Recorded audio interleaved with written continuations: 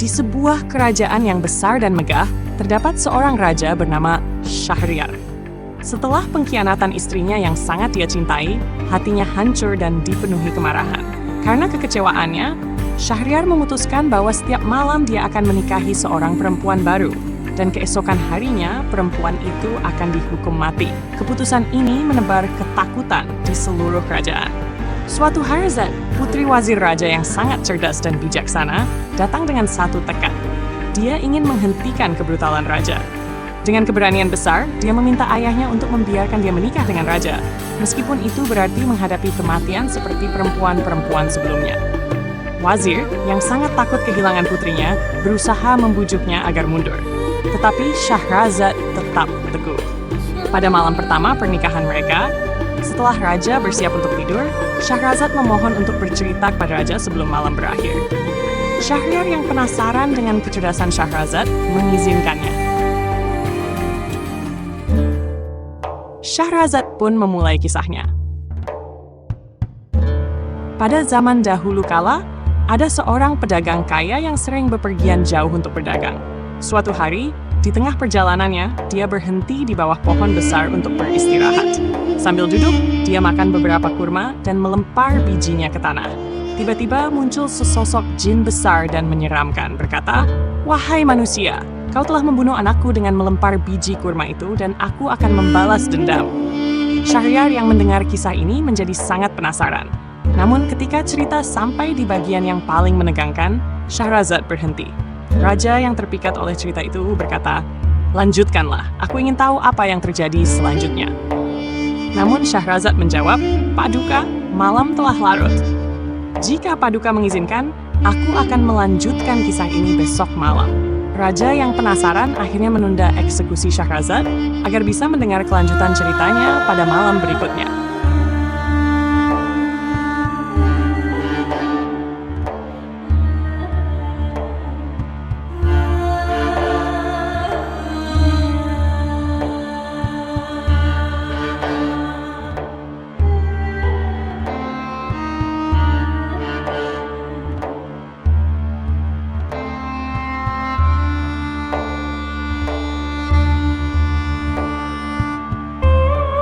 Setelah malam pertama berlalu dan Syahrazad membuat Raja Syahryar penasaran dengan kisahnya, malam kedua pun tiba.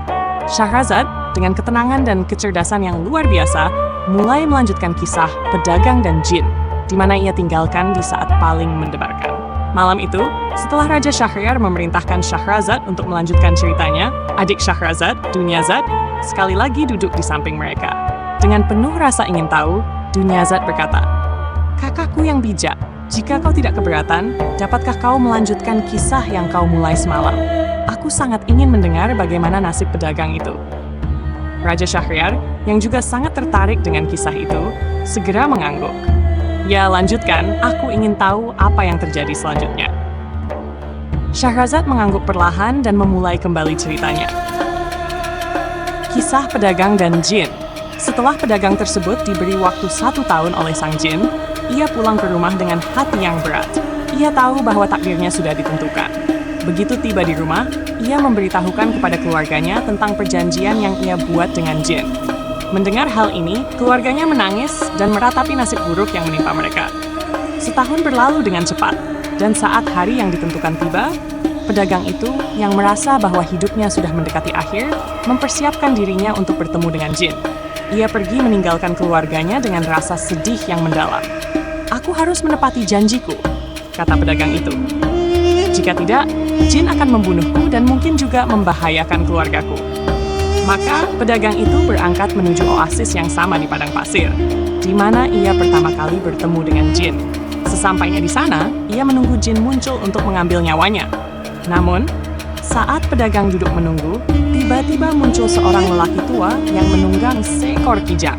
Lelaki tua ini memperhatikan pedagang yang tampak putus asa dan bertanya, "Apa yang membuatmu duduk di sini dengan ekspresi begitu sedih, wahai pedagang?" Pedagang itu pun bercerita kepada lelaki tua itu tentang perjanjian yang dibuatnya dengan jin. Setelah mendengar kisahnya, lelaki tua tersebut merasa kasihan pada pedagang dan berkata, "Tunggu sebentar, aku akan tetap bersamamu. Mungkin aku bisa membantumu." Tak lama kemudian, muncul lelaki tua kedua. Kali ini membawa 2 ekor anjing hitam. Lelaki tua ini juga melihat pedagang dan bertanya mengapa dia tampak begitu murung. Setelah mendengar kisah pedagang, lelaki tua kedua berkata, "Aku juga akan tetap bersamamu. Aku ingin melihat bagaimana akhir dari kisahmu." Beberapa saat kemudian, lelaki tua ketiga tiba. Ia menunggang seekor kuda, dan setelah mendengar kisah pedagang, ia juga memutuskan untuk tinggal dan melihat apa yang akan terjadi. Ketiga lelaki tua itu duduk bersama pedagang, menunggu kemunculan jin. Tiba-tiba, angin kencang berhembus, dan dari tengah padang pasir, muncul jin besar yang menakutkan. Suaranya menggelegar ketika ia mendekati pedagang.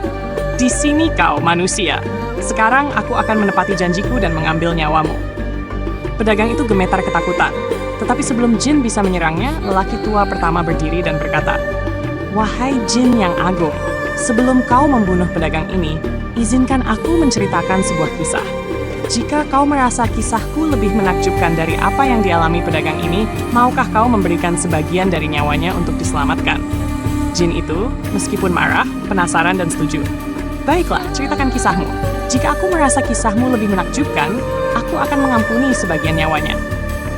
Lelaki tua pertama mulai menceritakan kisahnya. Kisah lelaki tua pertama dan Kijang. "Wahai jin yang perkasa, Kijang yang kau lihat bersamaku ini bukanlah Kijang biasa. Ia sebenarnya adalah istriku. Dahulu, aku adalah seorang pedagang yang kaya raya dan hidup damai dengan istriku.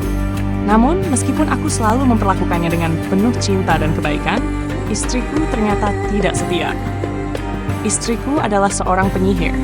Suatu hari, saat aku sedang pergi dalam perjalanan bisnis, ia menggunakan ilmu sihirnya untuk mengubah anakku, buah hatiku, menjadi seekor lembu muda dan budakku menjadi seekor sapi betina. Ketika aku kembali, aku tidak tahu apa yang telah terjadi. Aku melihat ada lembu dan sapi di antara ternak lainnya, tetapi tidak pernah curiga bahwa itu sebenarnya adalah anakku dan budakku. Beberapa waktu berlalu dan aku ingin mengadakan pesta besar.